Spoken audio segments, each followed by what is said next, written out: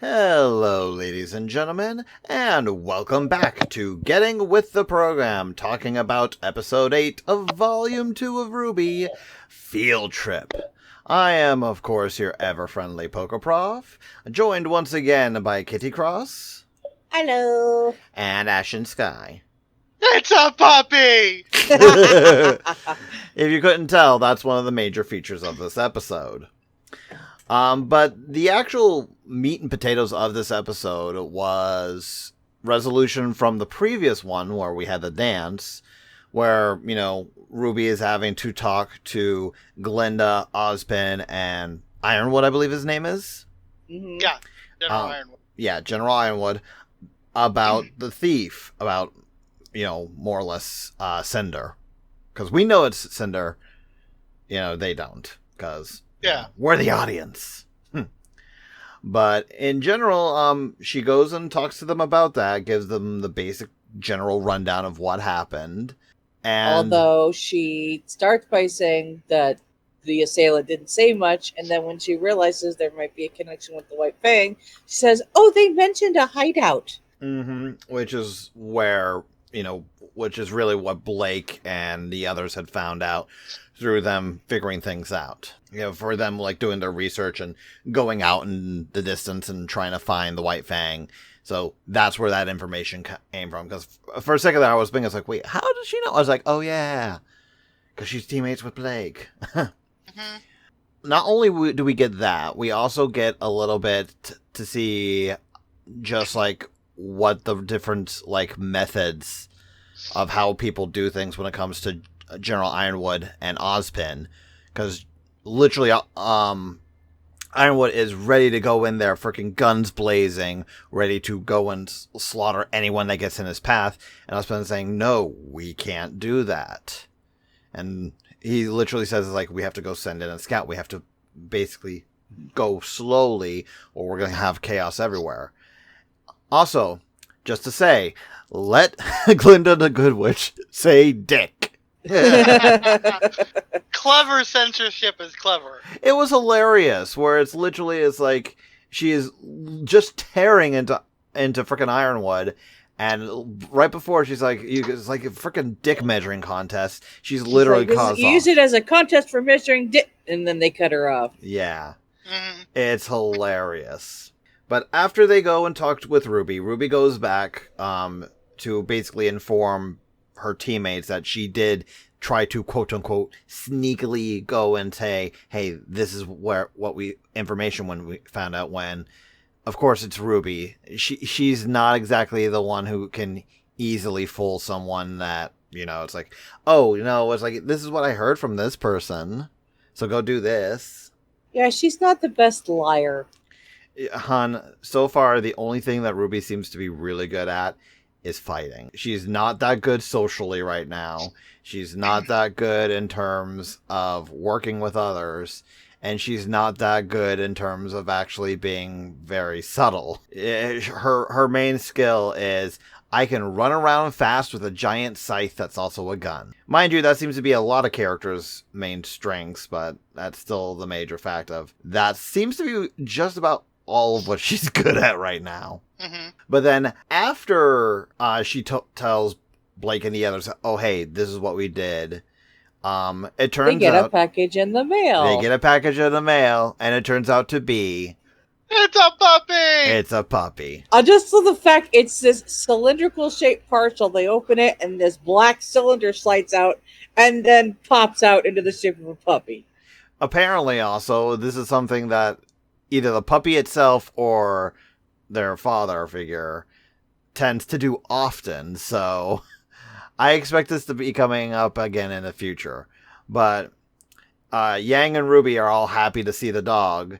Weiss starts out trying to be super cold to it, and she's speaking baby talk to it by literally the end of her sentence. The end of her sentence. That's great. She's like, do you think this disgusting, stinky, mangy, little guy is little... gonna stay with us forever? Yes, hilarious. Forever and ever? And of course, Blake being a cat is like, I want no part of this dog. I didn't think they would literally go in that far when it came to any of the Faunus characters. She literally, to get away from the dog, is up on the top bunk, and when all the rest of the girls are leaving the room, she's just like, keep it away from my stuff. Yeah, and she literally jumps on the frickin' desk that's nearby to not touch the ground while that dog is there. They're gonna be friends by the end of the series, I think. Oh, probably. Blake and the pups. But yeah, also a spatial, like the whole, they have the ability to bend time and space, because not only was the dog into there, but about 50 or 60 cans of dog food was also in there that literally fell out after Yang shook it again. I mean, I know they were bigger on the inside. Yeah, it's freaking TARDIS.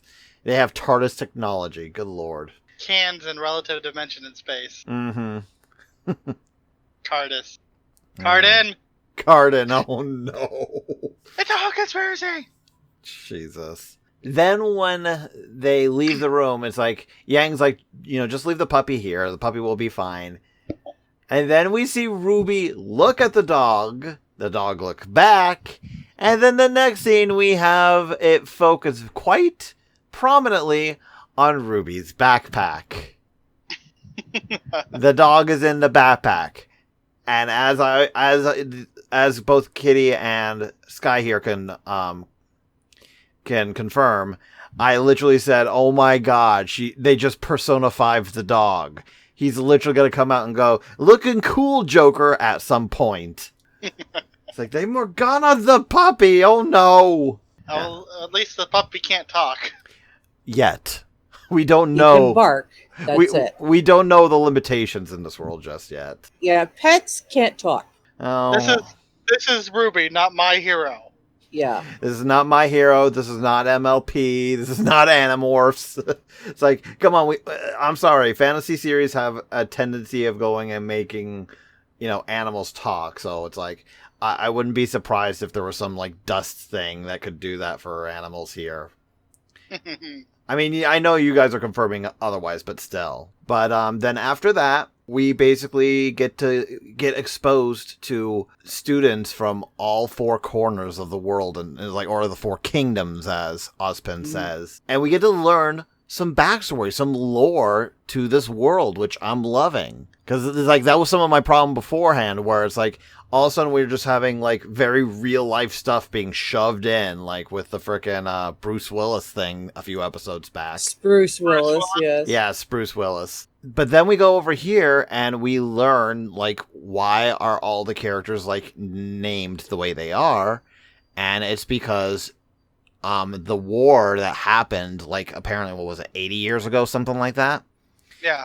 Was going on, and it was like they were destroying art, among other things, and people couldn't stand by that. So what they started to do is, as a show of fighting off against, like the war going on and, the people who were in the war, they started naming their children after colors. And it's something that to this day has held, which, considering the name of our characters so far, like Yang, RWBY, Weiss, Blake, all of those can be related to colors in some way, and it's not something I really picked up on until now. Mm-hmm. I think Jean might be a little bit more of a stretch, but... That's French for yellow. Really? Huh. According to TV tropes. What about Kira? That's just another name for Achilles. It's a name that Achilles took on. Yeah, that I know. Okay, well, I don't think it's like for every single character, but it seems to be. It's nice to know that was like the intent that they had, and it's really interesting to get like more lore and actual backstory to the world, because we haven't like even seen a Grimm since the girls actually formed their group, I think. The rules state that the names of characters in RWBYs must live up to at least one of the following requirements: they must be a color, they must sound like a color, they must mean a color, or they must make people think of a color. Uh-huh. So they don't necessarily have to be a color. It just has to be related to color in one shape, way, or form. Yeah. Alright. That's kind of cool. And it makes sense with the characters we have so far that we know of. Especially when we're talking about the main four. Oh. Those ones are pretty obvious. If you're Fira is derived from the Greek adjective phyros, which means flame-colored. Which fits So her. like red. It fits her quite well, actually. Oh my goodness. So now I'm curious, what about Nora?